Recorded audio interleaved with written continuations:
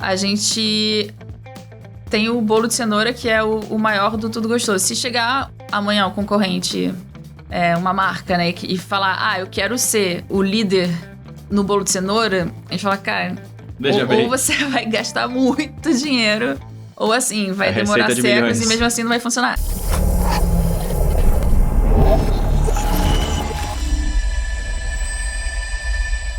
Bem-vindos a mais um ConturbiCast, seu podcast sobre marketing, empreendedorismo e liderança. Hoje eu tô com a diretora de marketing da Webidia, Gabriela Kubik. Seja bem-vinda. Obrigada.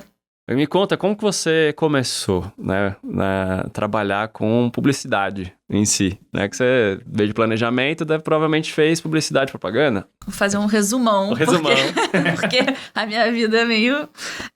minha mãe é brasileira, mas meu pai é belga. Eu nasci na França. Cresci na Europa. Então morei na França, na Bélgica e na Alemanha. Eu tenho um carinho muito especial pela Bélgica, para meus países favoritos. Ai, que bom. Em primeiro lugar, sério. Eu cresci lá e aí eu comecei a fazer faculdade lá. Eu, no início, eu queria fazer design. Entrei na faculdade de design lá. Fiz 6 meses e falei, cara, na real, não é isso. Eu sabia que era correlacionado, mas falei, não é isso. Tô na área, mas não é exatamente isso. Descobri que eu queria ser a pessoa que ia falar pro design e fazer alguma coisa, e não a pessoa que ia fazer, de fato. E aí eu comecei a faculdade na Bélgica, de design, troquei pra comunicação, e aí no meio do caminho resolvi vir pro Brasil, transferi pra cá, me formei aqui em publicidade. E aí, eu acho que no meio do curso, eu me apaixonei pela parte de planejamento, porque antes eu não sabia muito bem, não tinha um foco, assim, do que eu queria fazer. Eu acho que eu me imaginava mais no cliente, assim, a princípio. E aí, eu me apaixonei por planejamento. Nesse meio tempo, fiz estágio, assim, em cliente. Também fui, mini coisas, assim, muito variadas. Também sempre trabalhei fazendo, produção, trabalhei até em casamento, assim, organizando casamento. Fiz já muita coisinha, que é uma coisa muito europeia também. Eu acho de, já trabalhar desde os 16, fazer coisa. Trabalhava em bar, etc, enfim. Que no final das contas, acho que tudo agrega no... Nada é desperdiçado. Exato. Nada é desperdiçado. E aí eu fui atendimento, odiei. E aí, finalmente... rolou uma vaga que era do lado da minha casa. Falei assim, não, essa vaga tem que ser minha. Eu fui meio creepy, assim, porque, eu vi a vaga que era pra ser planejamento numa agência que eu vi que era do lado da minha casa. Podia ir a pé. E aí eu mandei meu currículo, assim, por 600 pessoas diferentes. A pessoa recebeu, assim, milhares de currículos. Essa mesma menina que queria muito trabalhar lá. E aí eu fui. Persistência, resiliência, exato. Insistência. Total, assim, no limite ali de ficar esquisito, mas eu fui. E aí, de lá, eu fiquei em agência uns anos, troquei de uma agência pra outra e tal. E depois fui parar na Webidia também, numa área de planejamento, que aí eu fui evoluindo e eu acho que lá eu tive bastante espaço pra ir testando e pra falar o que eu queria, o que eu não queria. Eu acho que sempre fui bem ouvida, e aí isso me ajudou, acho muito, assim, ao longo dos anos, pra ir moldando também um pouco o que eu queria fazer. De todo mundo que a gente já falou aqui, eu acho que é a primeira vez que a gente vai trazer alguém que é de mídia, mas que não quer ser chamado de mídia, é isso? Conta pra gente o que é a Webidia. A Webidia é uma empresa francesa que a gente tem um escritório aqui no Rio e outros aqui em São Paulo e outro no Rio. Já não dá pra perceber o sotaque dela, belga, carioca. E hoje em dia a gente é uma empresa especializada em comunidades. A gente é dona de várias outras plataformas, como Tudo Gostoso, que a gente estava conversando antes, que é a maior plataforma de receitas da América Latina. Se você não conhece, com certeza você já fez alguma receita. Com certeza, exato. Certeza que você já pesquisou a lasanha de Natal. Da onde vai cair? Tudo Gostoso. O bolo de cenoura. Bolo de cenoura. Estrogonofe. E aí tem o Adoro Cinema, que também é voltado para cinema, entretenimento de modo geral, e IGN, que é mais de game. E a gente trabalha todas essas marcas e outras mais, mas essas são algumas das principais. E ali a gente é muito especialista nisso, nas comunidades, nessas pessoas, o que elas buscam, o que elas querem. E a gente produz conteúdo voltado para essas comunidades e a gente distribui esse conteúdo. Então acho que a gente é mais, às vezes, reconhecido pela parte da distribuição, daí a mídia. Mas não só, acho que isso é a ponta do iceberg. Assim, é um ponto, obviamente, muito importante que a gente faz há muitos anos, mas a gente trabalha muito na produção do conteúdo e para isso a gente precisa entender muito dessas comunidades, o quem são essas pessoas, o que elas gostam, o que interessa. Eu acho que aí tá sempre a diferença de se fazer um produto bem feito ali, um conteúdo realmente que vai interessar, que a pessoa vai chamar atenção e vai querer, tipo, entender mais e ficar mais tempo ali. E aí eu acho que isso é um ponto também que a gente vem desenvolvendo, quer desenvolver mais, que é toda a inteligência dessas comunidades. É isso que eu ia falar, né? Porque vocês têm dados a dar com pau, né? Tem pra dar e vender. Como vocês trabalham esses dados? Como funcionam? Porque eu imagino com tanta produção de conteúdo, se você não tiver uma gestão desses dados, você tá dormindo numa mina de ouro. Como vocês aproveitam esses dados para gerar conteúdos, para gerar receita, para fazer campanhas? Como funciona? A gente tem várias formas, né? Eu acho que também é algo que a gente vem trabalhando cada vez mais, entendendo cada vez mais, que como você falou, é muita coisa. E é muito fácil você se perder no meio desses dados, né? Você tem que ter um foco específico para você entender o que é relevante ali de se aprofundar ou não. E, obviamente, tem ali toda a parte de LGPD que a gente também não consegue ter acesso a uma série de coisas ali, que é conteúdo, né? Tipo, são dados das pessoas. Então, a gente tem muita informação de tipo de busca, que a gente trabalha muito essa parte de SEO, acho que é um dos grandes diferenciais de todas as nossas plataformas. Tudo é portal, né? Tudo é portal. Todos são portais. São ecossistemas que a gente tem as redes sociais. Você é impactada no Adoro Cinema no Instagram, por exemplo, que é onde eu mais vejo conteúdo. Mas tem um portal também. E aí você tem algumas coisas distribuídas, por exemplo, no UOL, no Terra, Globo.com, tá espalhado também conteúdos com outros parceiros. Sim. É isso, né? E aí você tem os dados de terceiros, os seus dados proprietários. Tem uma gestão louca disso. Você tem que tentar entender, assim, o que a pessoa vai ver mais nas redes sociais, o que ela vai buscar mais ativamente, né? Então, tem esses conteúdos push e pull, assim, que a gente chama, que é de você buscar ativamente alguma coisa, que aí provavelmente você vai no Google ainda, né? Hoje em dia, por enquanto, ainda. E aí você vai cair no conteúdo que vai ser ranqueado como mais relevante, e nisso a gente se destaca muito. E nas redes sociais é uma coisa mais passiva, muitas vezes, assim, né? O seu algoritmo já tá treinado ali, então você já vai entrar dentro de uma comunidade que te interessa, e aí você vai receber aquelas informações de um outro mecanismo, assim. Mas sim, eu acho que da parte de dados a gente tem buscado entender cada vez mais. A gente tem uma área de BI muito focada nisso. A gente gosta muito de trabalhar com esses desafios, assim. Eu amo quando chega uma marca e fala assim, quero descobrir tal coisa. Porque eu acho que aí a gente consegue ter um foco muito específico dentro desse mar de dados. E eu gosto muito quando a gente consegue também juntar uma coisa com a outra, né? Porque eu acho que isso é um ponto que a gente vem batendo muito nessa tecla. A pessoa que procura receitas não necessariamente é uma senhorinha de 60 anos que tá fazendo um bolinho de milho pros netos. Bem provavelmente não. Bem provavelmente não. A pessoa que tá procurando game também não é necessariamente um adolescente de 15 anos trancafiado no quarto dele que não faz nada da vida além de comer fast food.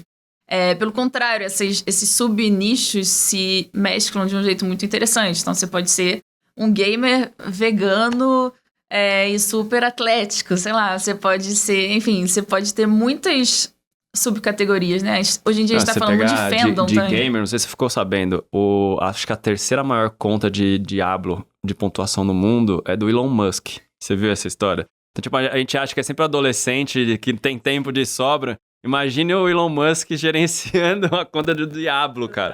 Então, a gente tem umas percepções que é legal você trazer esses dados. Fala, pô, a gente acha que é esse cara aqui, mas esse cara já sabe do que a gente tá falando aqui. Eu tô pegando outras pessoas que estão transbordando esse conteúdo. Faz muito mais sentido pra marca. E tipo, pô, eu quero falar com esse cara aqui. Mas esse cara já tá sabendo disso. Como que eu pego esse cara em outra curva aqui?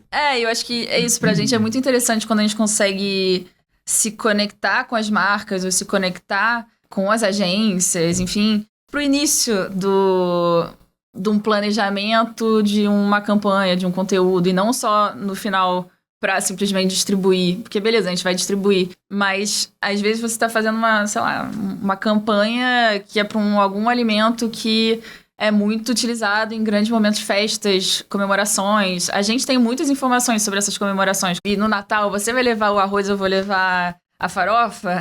Ou como que é isso, sabe? Tipo, no Dia dos Pais, no Dia das Mães, enfim. Nas grandes festas populares, é uma coisa que a gente tá querendo também se aprofundar cada vez mais, com as festas juninas. pro Tudo Gostoso é um dos grandes momentos do ano, realmente movimenta muito. Nesses momentos a gente tem picos, tipo, gigantescos de busca. Então acho que tudo isso traz muita informação legal.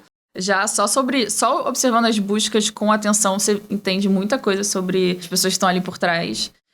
E a gente consegue também fazer pesquisas internamente também. A gente roda para os nossos usuários, tipo, você... como você está se preparando para o Natal? Você prefere isso, prefere aquilo? Enfim, e aí cruzando tudo isso, porque os dados de busca eles não mentem, né? Assim, tipo, mais dificilmente. Nisso a gente vê que, por exemplo, de novo, no Natal, às 11 da noite, as pessoas ainda estão procurando, às vezes, um drink, estão procurando uma sobremesa fácil, rápido, que você vai fazer ali só no liquidificador. E aí, eu acho que quando a gente vai para as categorias de entretenimento e de game também, a mesma coisa.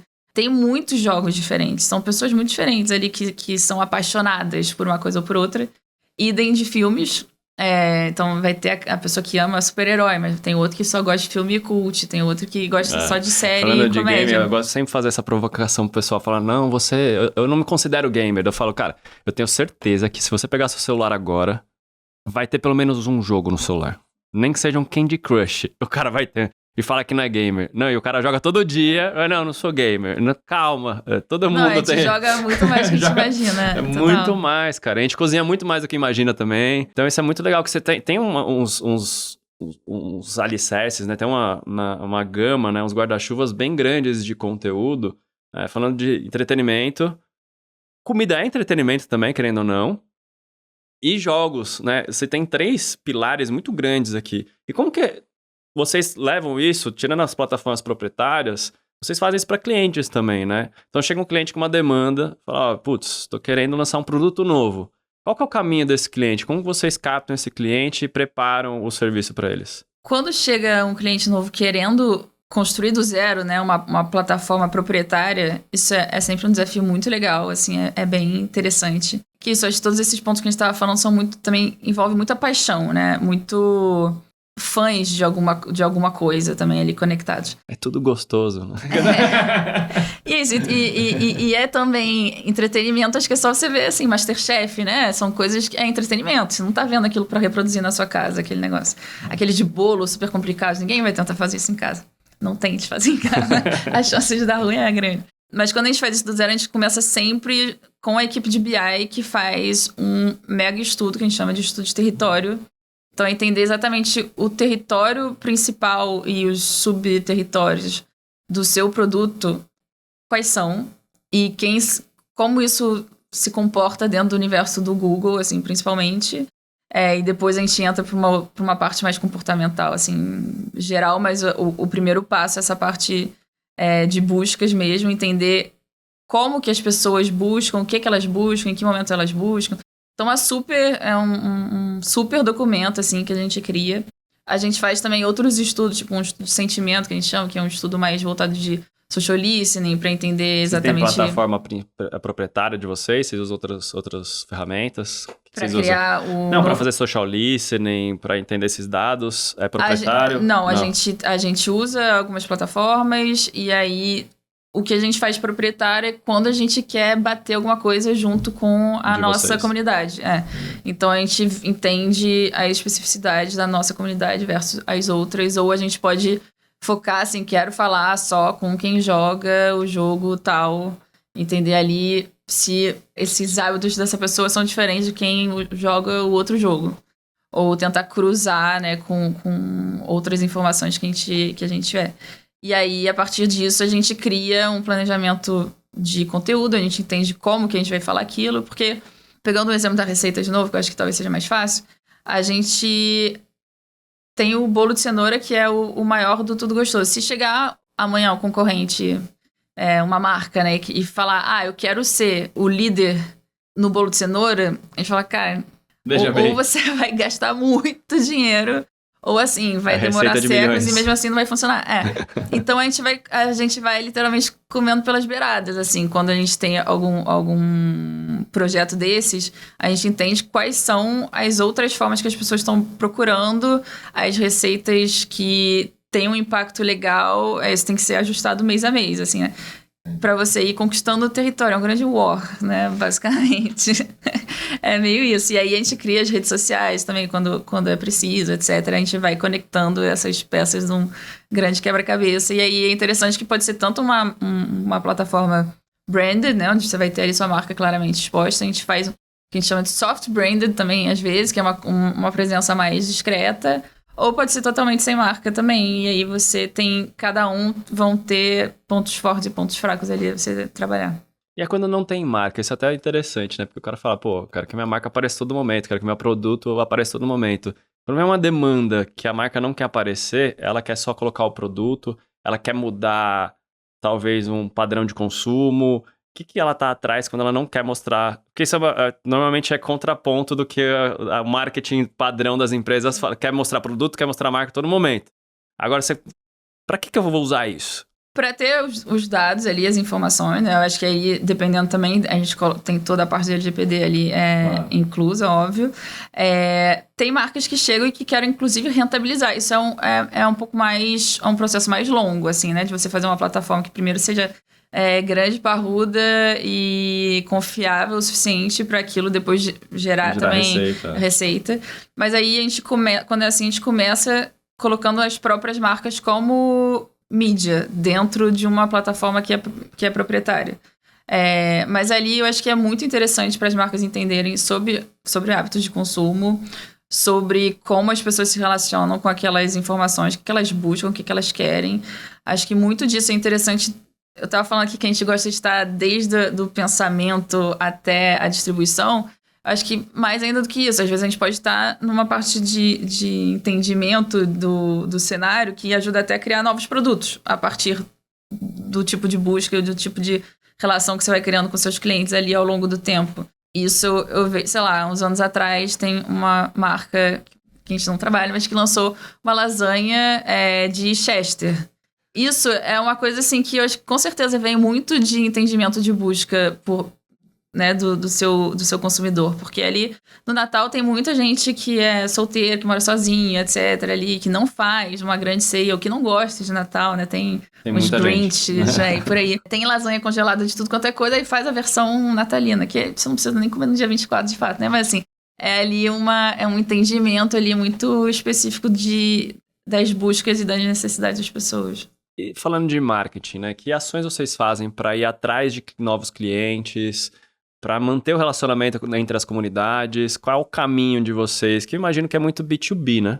Assim, a gente trabalha várias frentes de forma diferente, mas esse ano, que é o ano que a gente tá voltando a acelerar um pouco nesse sentido, a gente tem estado muito presente pessoalmente, assim, com as pessoas. Então, a gente tem ido a eventos que tá o mercado inteiro, assim. Eu acho que isso é uma coisa que a gente já fazia, acho que a gente deu uma acelerada um pouco nisso.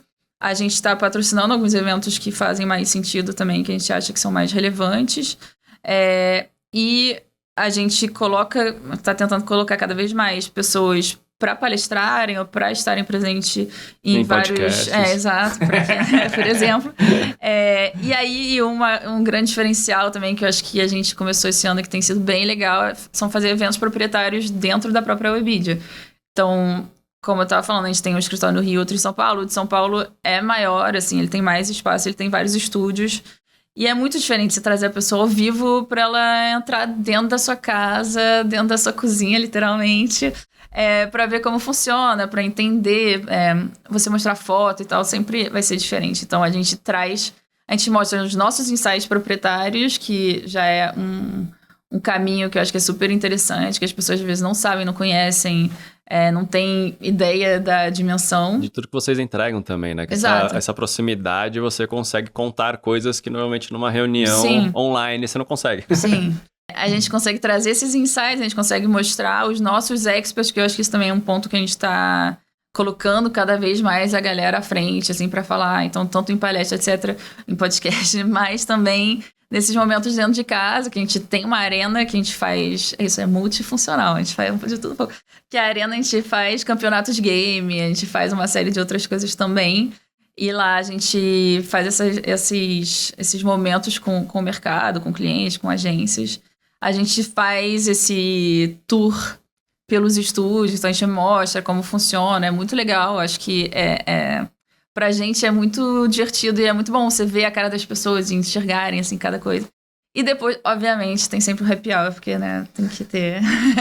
A cervejinha básica. Exato. Isso, a gente começa no térreo, que é a arena, a gente vai subindo pelos estúdios, aí tem o rooftop no final e aí encerra. É a hora que abre a cerveja no rooftop. Exato. E falando dessa transição que você fez, você veio de planejamento e caiu no marketing.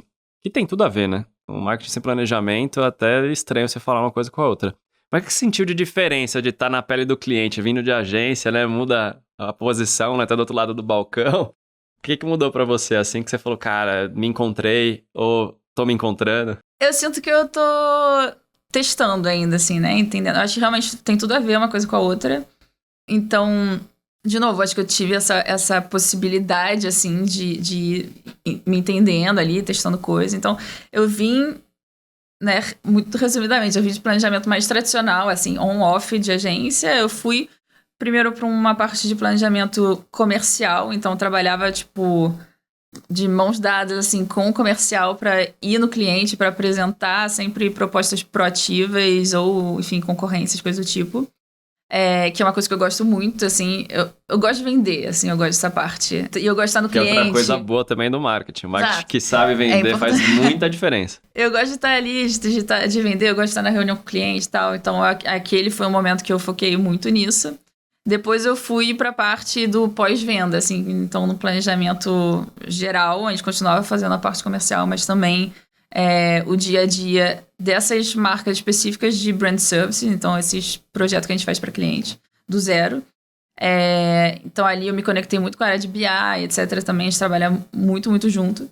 E dali eu migrei, a gente transformou a área numa área de insights, que a gente chamava, que aí é uma área que realmente a gente trabalhava ainda mais com BI, para entender mais sobre cada uma dessas comunidades e com isso a gente retroalimenta, né, a nossa produção de conteúdo de fato, então entender, não, agora as pessoas estão procurando mais isso, mais aquilo, elas buscam mais tal coisa, que tal a gente testar tal outra coisa. E também a gente dá muitos insumos para o comercial e para o planejamento comercial criar novos produtos e para as BUs, que é quem faz o tudo funcionar. Então, a gente tinha essas 3 frentes, assim, muito conectadas. E aí, depois disso, tiveram novas mudanças. Falaram, não, agora é marketing. Mas a gente não deixa de fazer todas as outras coisas, né, no final das contas. Então, acho que o maior desafio, eu diria, dessa parte de marketing é uma parte dessa produção de evento, assim, que isso aí, pra mim, era novidade. E aí, nossa, dá muita dor de cabeça também. É muito legal, eu acho que dá um super reconhecimento, né? É muito maneiro você ver as pessoas ali, a coisa acontecendo e tal. Mas é um outro tipo de... É outra dinâmica, porque tudo que dá errado, que é pra dar errado, ele dá errado. Exato. A gente faz uma festa todo ano, a festa do GN, que é junto com a BGS. Esse ano foi minha primeira participando como marketing também. O que você achou? Isso, choveu, foi o dia daquela chuva. Nossa. E eu no Uber, indo pra festa, falei, gente, não vai ninguém. Foi o Miltinho, lembra o Milton que ia passar na Flórida? Ele desceu pro Brasil e virou o Miltinho. Eu me senti assim, falei, eu vou ficar igual aquela criança que fez o aniversário, tem bolo ali sozinho no meio de um amigo. Dá esse medo, acho, né? Esse tipo de evento diferente, né? A dinâmica. E no final foi um super sucesso. Todos esses eventos que a gente tem feito dentro da Webidia estão sendo muito legais, vem muita gente e tal, mas É a força da comunidade, né? Eu acho que esse é o principal ponto. Se você não tem uma comunidade forte, fazer evento é cada vez mais difícil. E dá trabalho, né? Relacionamentos. Qualquer tipo de relacionamento. Dá muito trabalho. Você tem que estar ali presente também, porque se você sumir, manda um oi sumido 2 anos depois, assim, já nem... E só os nossos clientes, exato, a agência e tal, tem uma rotatividade muito grande, assim. Então, se você não estiver mantendo ali o contato também, já nem ninguém te conhece mais, não sabe mais quem você é, o que você faz. E a gente tem essa questão de ter várias marcas e a gente atuar de várias formas diferentes. Então, às vezes, cada agência sabe... Agências ou clientes, né? Conhecem um pedacinho, mas a gente tem que, às vezes, tentar, reconstruir e falar, não, ó, é tudo isso junto. Então, acho que isso é um trabalho diário, assim, que está sendo bem interessante. Tô aprendendo ainda também, várias coisas. A gente tá testando. Eu acho que isso é um ponto legal que me deram a liberdade, assim, de testar e às vezes pode dar certo, pode não dar. Eu acho que a gente tá alinhado, assim, óbvio, com né? Com uma noção.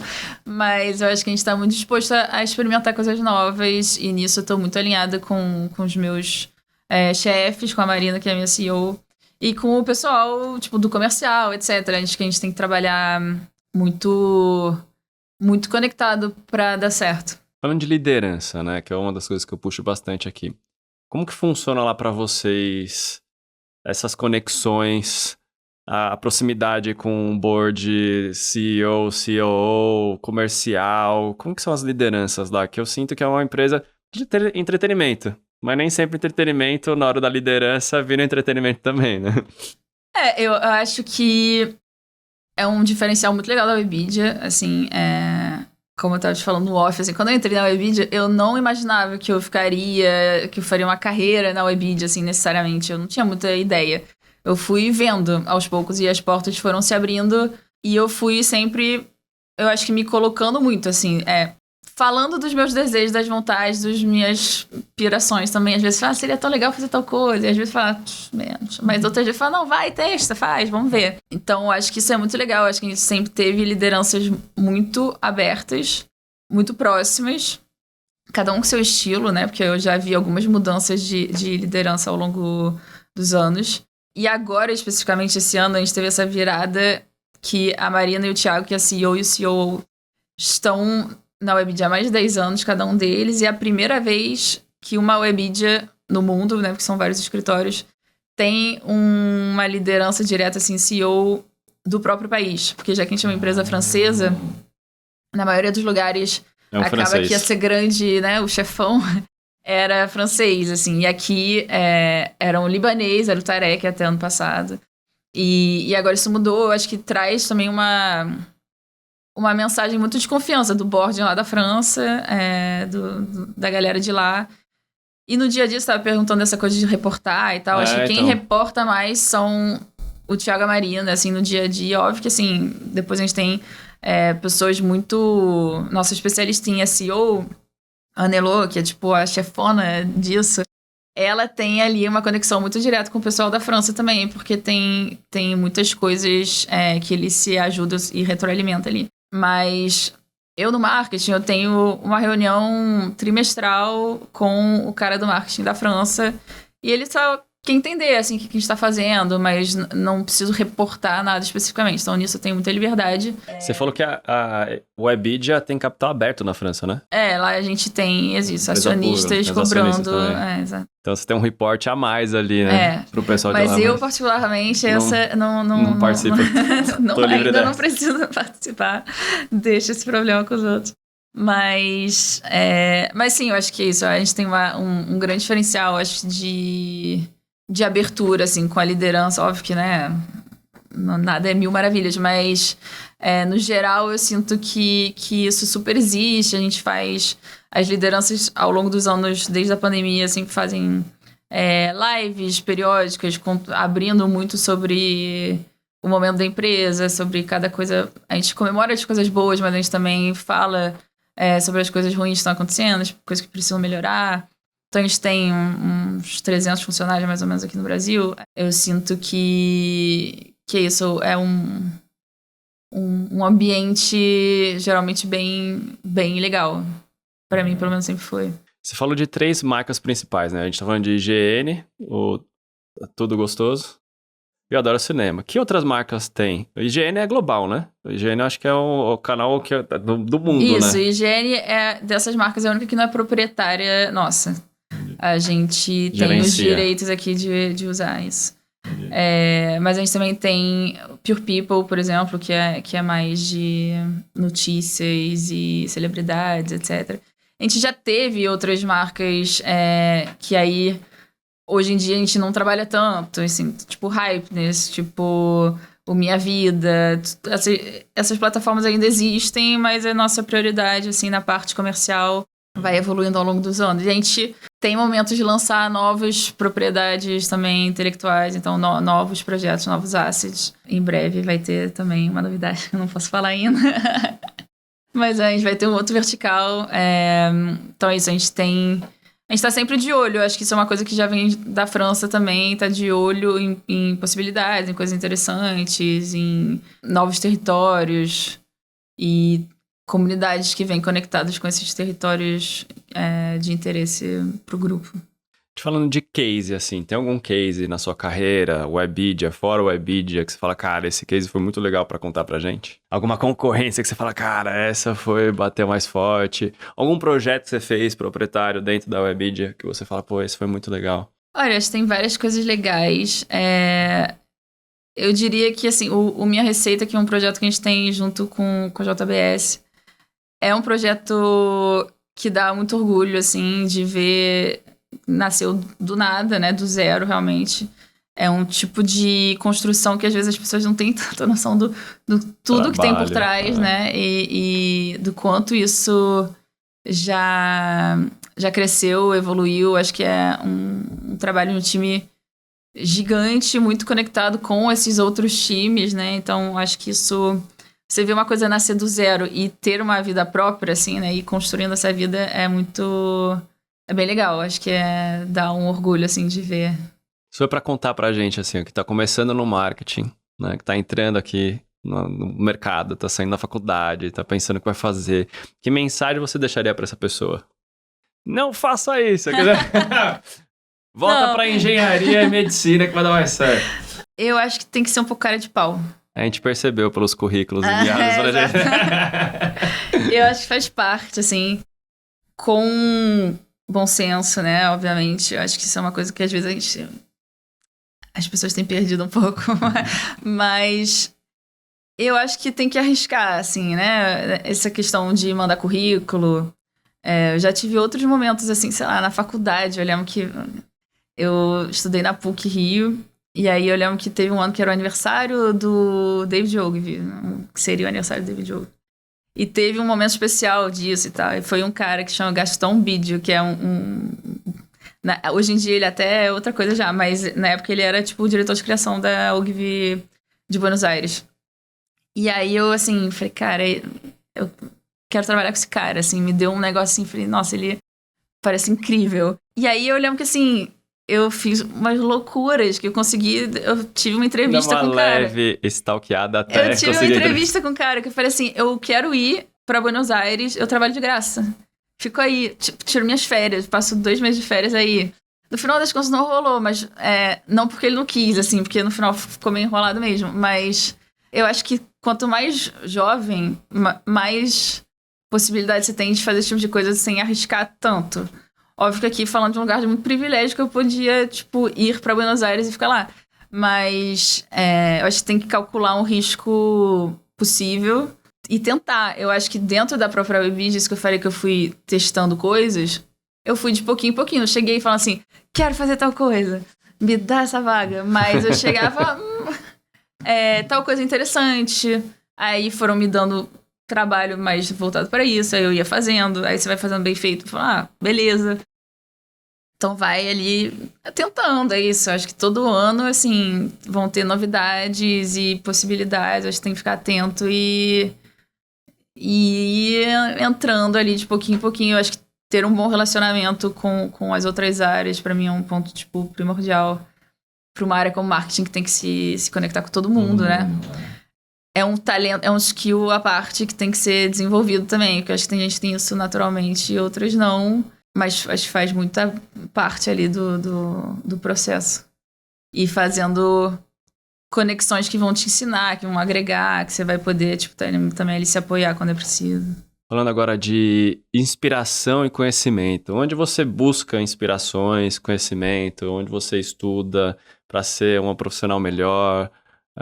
Onde você vai atrás? É podcast, livro? Me conta onde você cai isso. Eu acho que um pouco de tudo. Eu acho que pra quem trabalha com comunicação, né? Eu acho que você tem que gostar.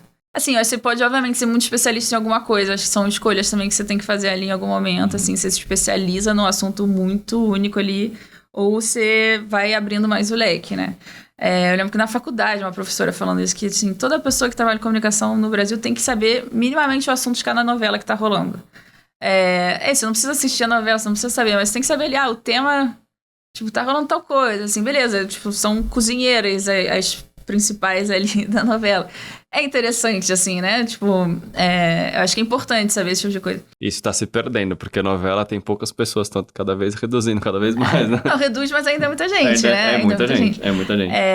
Então, acho que isso. Eu gosto muito de entretenimento, assim, de modo geral. Acho que filmes, séries, hoje em dia pautam muito a nossa cultura, assim. Então, acho que é um ponto... se você não sabe o que é The Bear, sabe? Você deveria saber. Porque não só porque é uma série legal, mas porque eu acho que tem muitas, né, conversas que acabam se relacionando a isso.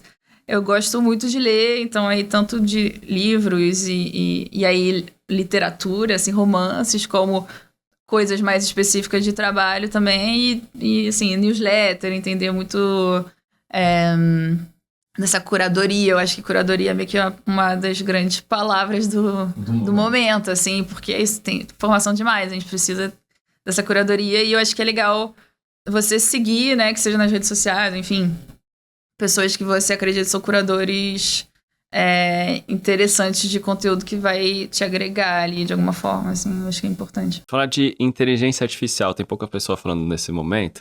Como você usa no seu dia a dia? Usa para fazer campanha, usa para fazer pesquisa, análise de dados? Quais são as ferramentas e como vocês usam lá? A gente usa hoje em dia mais para simplificar certas tarefas, para agilizar algumas coisas, então, do dia a dia da produção. Acho que isso é um ponto que a gente vem testando muito. Dentro da Webidia, né, a gente tem uma parte que é a Webidia Studios, que é realmente tipo uma produtora dentro da empresa. Então, ali, acho que para a parte de design, etc., é bem interessante. Para vídeo, tem ajudado a simplificar um pouco, a ser mais produtivo. E na parte também de análise de dados, com certeza. Então, é muito diferente agora você analisar, né, 500 mil folhas de Excel de um jeito um pouco mais rápido e prático. Então, acho que hoje em dia são alguns dos pontos que a gente tem usado mais. Pra gente terminar aqui, me conta qual que é o maior ponto, assim, da sua carreira, que você fala, pô, isso é o que eu mais gostei de fazer até hoje e o que eu quero continuar fazendo.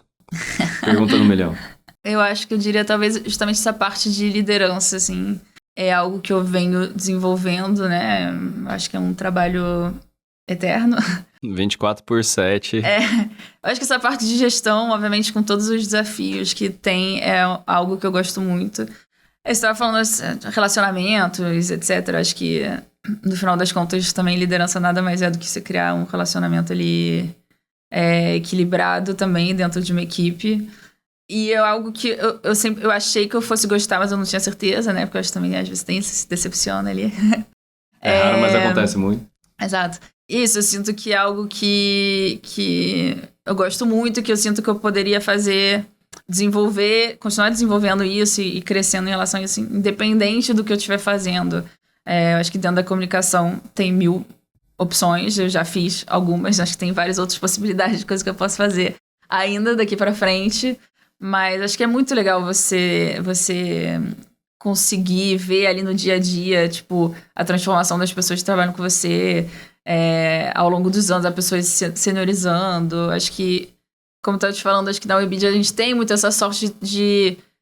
Tem uma certa rotatividade, óbvio, alta, dependendo das áreas, mas eu acho que na minha área, especificamente, tem a sorte de ter pessoas que ficam bastante, assim, então que dá pra ver ter essa construção com as pessoas. Eu acho que isso é muito legal. É algo que eu gosto muito e é algo que eu me inspiro muito também no dia a dia com as pessoas com quem eu trabalho, quais são lideranças que tem muito isso de uma abertura pra te ouvir e tal, pra estar ali presente com você, mas também pra dar um puxão de orelha quando precisa, pra, sabe, reconduzir. Isso, acho que é um desafio e tanto, mas é muito legal, assim, de trabalhar com pessoas, que eu acho que é importante quando você trabalha com comunicação.